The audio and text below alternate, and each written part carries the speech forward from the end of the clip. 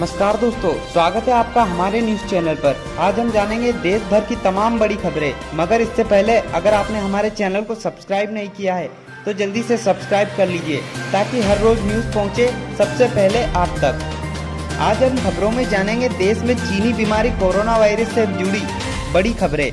इसके अलावा यह भी जानेंगे पीएम मोदी ने मन की बात में क्या कुछ कहा, और यह भी जानेंगे किन किन राज्यों की राज्य सरकारें मजदूरों को वापस लाने के लिए चलाएंगी बसें। जानेंगे किस राज्य में 7 मई तक बढ़ा लॉकडाउन, किन राज्यों ने की लॉकडाउन बढ़ाने की अपील, क्या लॉकडाउन 14 मई तक बढ़ाया जा सकता है। इसके अलावा अरविंद केजरीवाल ने दिल्ली वासियों से की बड़ी अपील, जानेंगे क्या कुछ कहा अरविंद केजरीवाल ने विस्तार से।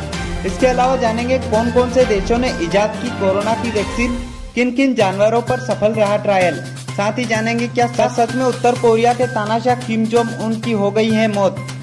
तो बने रहिए इस वीडियो में अंत तक। हमारी पहली खबर, आइए जान लेते हैं प्रधानमंत्री नरेंद्र मोदी जी ने मन की बात में क्या कुछ कहा। उन्होंने 8 अहम भाषण दिए हैं, जिनमें पहला भाषण है देश एक टीम की तरह काम कर रहा है। दूसरा लेकर सोच में बदलाव आ गया है। तीसरा है मदद करना हमारी संस्कृति है, दूसरे देश आज इंडिया को थैंक यू कह रहे हैं। चौथा, अपनी इम्यूनिटी बढ़ाने के लिए प्रयोग जरूर करें। पांचवा, हमारी आदतें बदले, मास्क लगाए, कहीं भी ना थूके। छठी है त्योहार हमें बुरे वक्त से लड़ना सिखाते हैं। सातवीं है रमजान घर पर ही मनाए, फिजिकल डिस्टेंसिंग बनाए रखे। और आठवीं एवं आखिरी सलाह दी 2 गज दूरी बनाए रखे, अति आत्मविश्वास में न आए। आइए जान लेते हैं किस राज्य में बढ़ाई गई लॉकडाउन की तारीख। जी हां, तेलंगाना राज्य में लॉकडाउन की तारीख बढ़ाकर 7 मई तक कर दी गई है। दिल्ली सहित 6 बड़े राज्यों ने लॉकडाउन को 3 मई से आगे बढ़ाने की इच्छा जाहिर की है। दिल्ली सरकार ने कहा कि लॉकडाउन को 16 मई तक आगे बढ़ाया जाए। वहीं महाराष्ट्र, मध्य प्रदेश, पश्चिम बंगाल, पंजाब और ओडिशा ने अपने राज्यों के हॉटस्पॉट पर प्रतिबंध को 3 मई के बाद भी जारी रखने के संकेत दिए हैं। कोरोना वायरस के फैलाव को रोकने के लिए 21 दिनों का पहला लॉकडाउन 24 मार्च से 14 अप्रैल तक चला।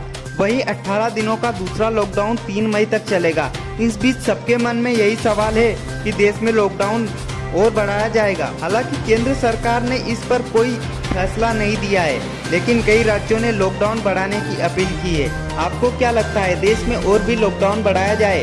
कमेंट में जरूर बताइएगा।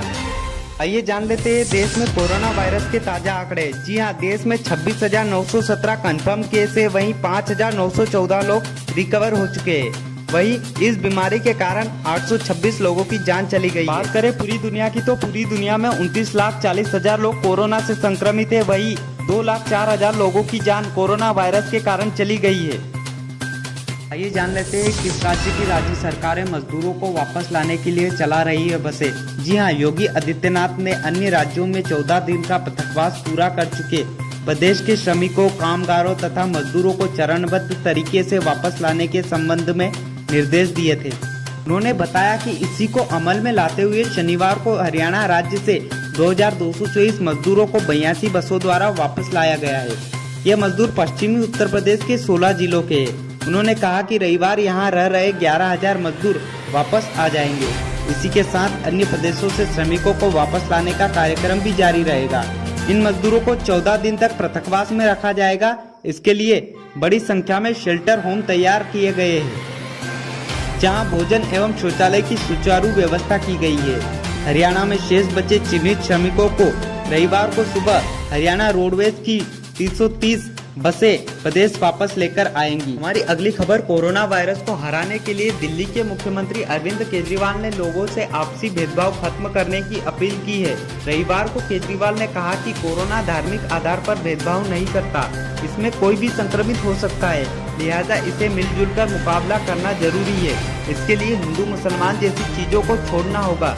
किसी हिंदू का प्लाज्मा मुस्लिम मरीज के काम आ सकता है, इसका उल्टा भी हो सकता है। इसके साथ केजरीवाल ने ठीक हुए मरीजों को प्लाज्मा दान करने की अपील भी की है।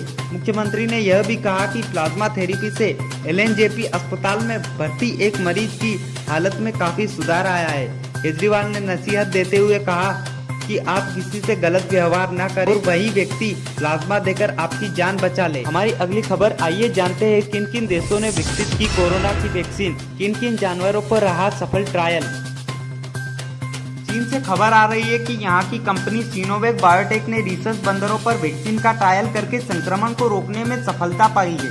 वहीं ब्रिटेन में दुनिया में सबसे तेज गति से वैक्सीन बनाने में जिस वायरस का इस्तेमाल हो रहा है वह भी इंसानों के पूर्वज कहे जाने वाले चिंपैंजी से लिया गया है। चीनी कंपनी ने कहा कि उसने अपने वैक्सीन में 2 अलग अलग खुराकों को आर्क्टोरियस मकाऊ यानी लाल मुंह के बंदरों की प्रजाति में इंजेक्ट किया और 3 सप्ताह बाद उन्हें वायरस के संक्रमण में लाने पर पता चला कि उनके अंदर किसी तरह का संक्रमण पैदा नहीं हुआ।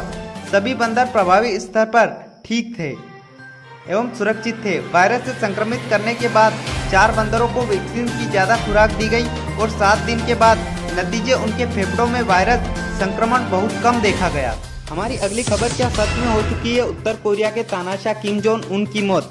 जी हाँ, उत्तर कोरिया के तानाशाह किम जोंग उन की सेहत को लेकर अलग अलग दावे किए जा रहे हैं। शनिवार देर रात हांगकांग के एक चैनल ने अपनी रिपोर्ट में किम जोंग उन की मौत की बात कही। वहीं दक्षिण कोरिया की एक रिपोर्ट में दावा किया गया है कि हार्ट सर्जरी के बाद किम स्वस्थ है और अपने रिजॉर्ट में घूम रहे हैं। उधर चीन ने भी किम के स्वास्थ्य को लेकर इंटरनेशनल मीडिया में कई तरह की अटकलों के बीच डॉक्टरों की एक टीम उत्तर कोरिया भेज दी है। चीन की मेडिकल टीम की एक सदस्य ने जापान में मैगजीन में बताया कि किम जोंग उन बिल्कुल स्वस्थ है। कुछ महीनों से उनके हार्ट में परेशानी हो रही थी जिससे वे पिछले दिनों चक्कर खाकर गिर चुके थे, जिससे उन्हें अस्पताल में भर्ती कराया गया था, लेकिन उनकी सर्जरी के बाद हालत स्वस्थ है।